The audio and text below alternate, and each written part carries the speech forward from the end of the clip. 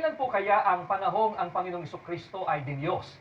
At iyan nga po kaya ang paniniwala ng mga unang Kristiyano? Kailan po naging alituntunin ng pananampalataya sa Iglesia Katolika Romana ng ating Panginoong Kristo ay tunay na Diyos? Ukol sa pagkakabuo ng aral na si Kristo ay Diyos, ang aklat na pinamagatang Systematic Theology ni Louis Berkhof sa pahina 305 ay sinasabi ang ganito: Ang kauna-unahang panahong nalalaman na si Jesus ay Diyos ay pagkatapos ng panahon ng mga manunulat ng Bagong Tipan, na ito ay makikita sa mga sulat ni Ignacio sa pasimula ng ika-2 siglo. Sa isang aklat na pinamagatan namang A History of God, The 4,000-Year Quest of Judaism, Christianity and Islam, ay ganito ang sinasabi. Pagkamatay niya ni Jesus, ipinasya ng kanyang mga tagasunod na si Jesus ay naging Diyos.